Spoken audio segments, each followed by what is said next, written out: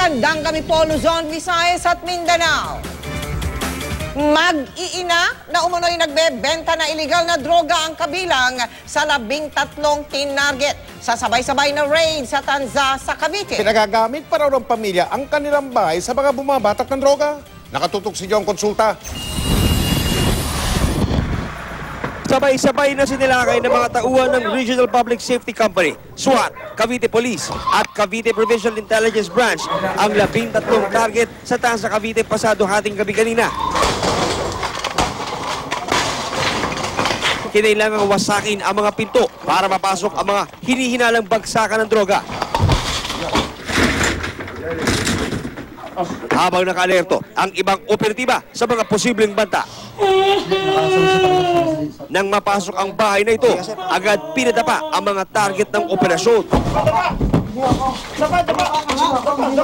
Ang target ng operasyon, mag-iina kasama ang ilang pamangkin. Sa intel report na nakuha, sangkot daw ang pamilya sa operasyon ng isang drug den. Ang modus, pag nakabili na raw sa kanila ng shabu, sa mismong bahay din daw nila ang ginagawang batakan ng illegal na droga. Ito yung pistuhan nila. Pagkabili doon, didiretso sila rito, pisto rito. Opo rito, ito na sa titira. So kaya pasin natin, pagkatapos tumira, kapag yung mga basura nila, kaya pasin natin. Andun yung mga foils. Nay, sino yung mga parokyano mo rito? Taga-taga sa ano? May taga rito, may mga taga-Ibanlugan. Sino ko yung mga suki nyo rito? Ang mga taga-taga rito, may taga-Ibanlugan. Tricycle?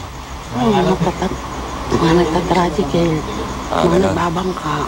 Nalambat sa operasyon ng mga pulis Cavite ang umunoy 11 notorious na source ng shabu, kabilang si Carmen Navarro na itinuturong pinuno ng notorious na Navarro Drug Group sa probinsya. Major distributor daw kayo sa Bacoorbo. Ma'am, anong, ha?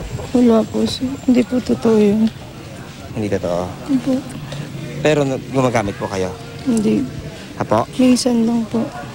Karamihan sa mga suspects na yan o yung gumagawa ng masama na yan, droga ang dahilan. Itong one time, big time na to, talagang weekly natin gagawin ito.